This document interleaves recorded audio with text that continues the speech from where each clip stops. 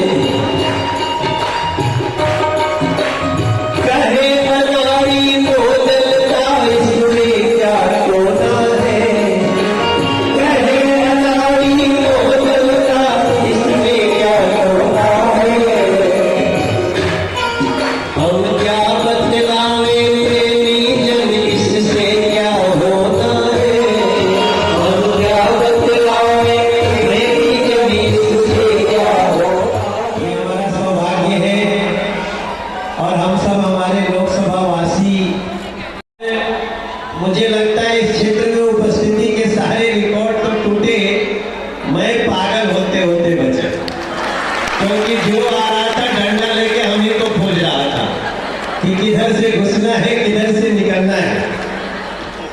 और उसके बाद आपका आना, एक तो मैं क्षमा चाहता हूँ महाराज जी, आपने कौशिक जी महाराज जी गुरु जी ने जो बाहर भी जो स्वरूप बना है अद्भुत है। यज्ञ मंडप भी अद्भुत है, शिवलिंग भी अद्भुत है। और इन्होंने एक बात कही गुरु जी ने कि अगर किसी के मुख से भगवान का नाम निकल गया तो समझ लो उसको तीर्थ के समान ही दर्शन का लाभ है। अभी मैं वहां बैठ के सुन रहा था तो मैं सीधे भगवान का ही नाम लेकर के एक भजन गाता हूँ। संत सेवी मधुर स्वभाव के धनी हमारे श्री मनोज तिवारी जी, उपस्थित हमारे विद्युत वृंद, भक्त वृंद एवं श्रद्धा भक्तिमती माता,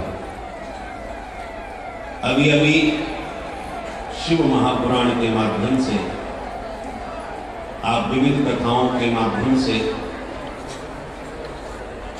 गौ माता और वृषभ देव की महिमा श्रवण कर रहे थे।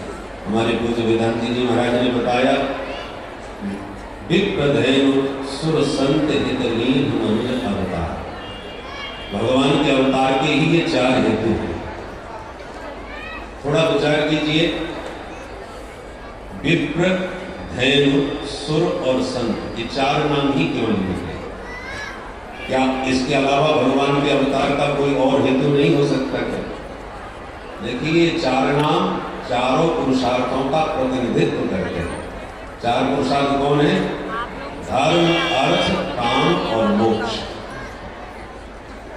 और चारों का यही क्रम विप्र, धेनु, सुर और संत, ये चारों इनके प्रतिनिधि होते हैं। ब्राह्मण धर्म का प्रतिनिधित्व करता है। मनुस्मृति में मनु महाराज कहते हैं एतदेश प्रसूतस्य सकाशा दग्ध जन्मनः स्वं स्वं चरित्रं शिक्षेरन् पृथिव्यां सर्वमानवाः। पृथ्वी के समस्त मनुष्य मात्र को अपने अपने धर्म की शिक्षा अग्रजन्मा विप्र देवों से ग्रहण करनी चाहिए। ब्राह्मण धर्म का पथ प्रदर्शक होता है। और कलयुग ने जब हमला किया धर्म पर, क्योंकि भाई देखो जब भी कोई सेनापति हमला करता है तो शत्रु पक्ष के सेना नायक को पकड़ने की और पराजित करने की चेष्टा करता है।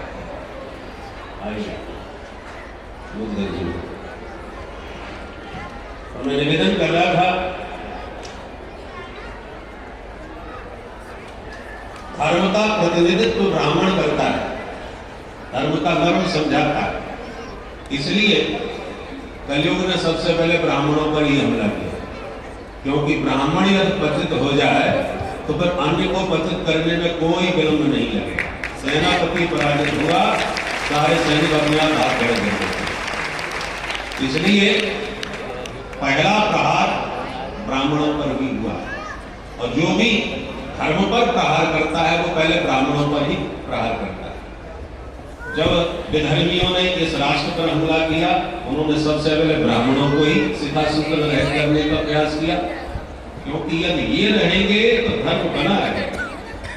और धर्म का प्रतिनिधित्व वृषभ को धर्म का स्वरूप बतलाया गया। श्रीमद् भागवत में आपने सुना होगा, गाय का रूप पृथ्वी और धर्म वृषभ का रूप धारण करके विचरण कर रहे थे।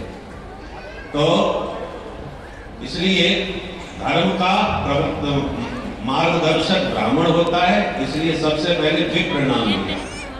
और अर्थ संपदा गौ माता देती है, इसलिए दूसरे नंबर पर गौ माता का नाम है विप्र जैन। हमारे भारतवर्ष में पहले हर बात गायों से ही की जाती थी। क्यों भाई विवाह है, किस समय होगा, क्या मुहूर्त है, बोले गोधूली बेला में होगा, तो समय भी गाय का। एक विरक्त साधु को एक गृहस्थ के घर में कितनी देर टिकना चाहिए, बोले सब गोदोहन मात्रम ही, जितनी देर में गाय दोही जाए बस उतनी देर तक टिकना चाहिए। माने हर परिचय गाय से दिया जाता है। पहले कहते हैं ना ये बड़ा गौरवशाली है, तो गौरव का मतलब क्या है, जिसके घर में गायों का जितना अधिक रव गुंजायमान हो, रव माने ध्वनि। नंद बाबा ने जब लाला का जन्म हुआ तो सबसे अधिक संपदा काय की लुटाई, धेनु नाम निवते प्रादान विप्रेभ्य समलंकृते। 2 लाख गायों का दान ब्राह्मणों को दिया था, सब ब्राह्मण चकाचक हो गए। इसलिए गौ सबसे बड़ी अर्थ संपदा है। आपने देखा होगा गौ माता के स्तनों में तो दुग्ध होता ही, और साथ में कुछ कीड़े लग जाते हैं जो खून पीते हैं। अब उसी स्तन में दूध भी है और रक्त भी है, पीने वाले रक्त पीते हैं और बछड़ा उसी थन से दूध पी करके एकदम मस्त रहता है। उसी प्रकार गाय तो दूध भी है, गाय के भीतर तो दूध भी है जो अमृत तुल्य है। ऋषियों ने तो गौ माता की इतनी महिमा गाई है कि गावो विश्वस्य मातरः, ये केवल हमारी माता नहीं है, हिंदुओं की माता नहीं है, सारे विश्व की जननी है। गाय ये नहीं कहती कि तुम हिंदू हो कि मुसलमान हो कि ईसाई हो, वो तो सबको अपने वात्सल से अभिभूत करती है। भगवान का नाम भक्त वत्सल क्यों पड़ा? क्योंकि वत्सला गाय, गाय का नाम है वत्सला। वत्सला का अर्थ क्या होता है? वत्सस्य दोषान लाति गृह्णाति सा वत्सला, जो अपने बछड़े के समस्त दोषों को भी स्वीकार करता है। बछड़ा जब पैदा होता है तो मलाच्छन्न होता है, मलिन होता है, उसको देखकर घृणा होती है, छूने में भी घृणा लगती है। पर गौ माता अपने प्रेम भरे वात्सल्य की जीवा से चाट चाट करके उसको चमका देती है। वो घृणा नहीं करती, क्योंकि जानती है कि जो भी मल लगा है वो मेरी शरीर का है, वो दूसरा नहीं। तो भगवान भी जब जीव को मलिन होते देखते हैं माया के प्रभाव से, तो भगवान कहते हैं बुरी भली कैसे इसमें माया के प्रभाव से मलिनता आई है, और माया कोई दूसरी थोड़ी है। मम माया, माया तो मेरी ही है, तो मेरी माया से इसमें मलिनता आ गई है, इसलिए भगवान उस मलिनता से घृणा नहीं करते। जैसे माँ अपने बच्चे के मलमूत्र को भी प्रेम से साफ करके उसे स्वच्छ करती है, घृणा नहीं करती, उसी प्रकार भगवान अपने भक्तों के पाप रूपी पंख का प्रक्षालन अपने प्रेम पूर्वक अपने वात्सल से कर देते हैं। इसलिए भगवान का नाम है भक्त वत्सल। और ब्राह्मणों से कहा तुम यज्ञ करके दिव्य वातावरण को पवित्र करके जीवों का मार्गदर्शन करो। तो ब्राह्मणों के हाथ में वेद दिया, और गौ माता के लिए वेद सामग्री माने भविष्यान्य आदि की सामग्री गौ माता की कृपा से ही प्राप्त होती है। आप केवल एक बात कहकर मैं वाणी को विराम दूंगा। देखिए 84 लाख देहधारी है इस शरीर, इस ब्रह्मांड में, और 84 लाख जीवों में ऐसा कोई भी जीव नहीं है जिसका मलमूत्र कोई खाता हो या पीता हो। कोई अपना भी कोई नहीं खाएगा, मलमूत्र के नाम से घृणा ही होती है। एकमात्र गौ माता ऐसी है जिसके गोबर और मूत्र का भी ऋषियों ने पान करना, सेवन करने का विधान बताया। इसी से आप जान लीजिए गौ माता की कितनी पवित्रता हो सकती है। पंचगव्य बनाया जाता है, काय से बनता है? पंचगव्य गाय के गोबर, मूत्र, दूध, दही और घी, ये 5 अमृतों को मिला करके बनाया जाता है। और पीते समय मंत्र क्या पढ़ते हैं? उसका मंत्र है यस्तुलस्य गतम पापम देहे तिष्ठति मामते प्राश्नात् पंचगव्यस्य दहत् यज्ञ निर्वेदनम। हे गौ माता, आपका ये पंचगव्य हमारे शरीर के समस्त पापों को उसी प्रकार भस्म कर दे जैसे अग्नि ईंधन को जला करके राख कर देती है। इसी प्रकार तो गौ माता, ये तो धर्म की दृष्टि होगी। वैज्ञानिक दृष्टि से आप विचार करके देखें, हमारी ऋषि परंपरा में घर आंगन को गोबर से ही लीपा जाता था, क्योंकि गोमय बसते लक्ष्मी। गाय के गोबर में महालक्ष्मी का वास है। घर में गोबर का लेप लगेगा तो हमारे घर में लक्ष्मी की सदा अभिवृद्धि होती रहे, ये भावना है। दूसरी बात, व्यवहारिक दृष्टि से भी देखें, आजकल सब जगह पत्थर लग गए घरों में। एक बार पैर फिसला, कमर टूटी, फिर खटिया पकड़ के रह जाते हैं। और गोबर का लेप आंगन में हो, घर में हो, तो फिसलने का तो प्रश्न ही नहीं है, और गिर भी जाओ तो कोई बहुत बड़ी हानि भी नहीं है। इसलिए हमारे ऋषियों ने जो परंपराएं बनाई हैं वो बिल्कुल वैज्ञानिक है और बहुत ही व्यवहारिक है। श्रीमद् भागवत के चतुर्थ स्कंद के 18वें अध्याय के 4थे श्लोक में पृथ्वी माता ने एक बात कही है पृथु महाराज से, पृथु महाराज के चरित्र में, अस्मिन लोके थवा मुस्मिन मुनिविस तत्वदर्शी। जो प्राणी इस युग, इस धरती पर, इस लोक में सुखी होना चाहे तथा अपने परलोक को भी प्रशस्त करना चाहे, तो जो तत्वज्ञ ऋषि मुनि हैं, उन्होंने जो तुम्हें जीवन जीने का मार्गदर्शन बतलाया है, उसी मार्ग पर चलकर आपको लोक और परलोक की सिद्धि प्राप्त होगी।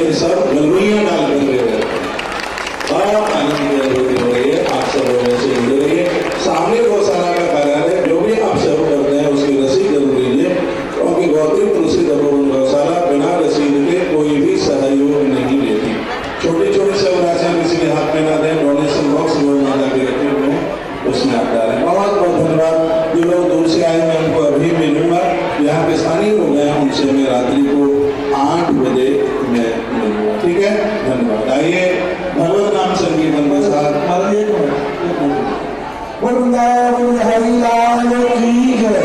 जय कृष्ण हरे।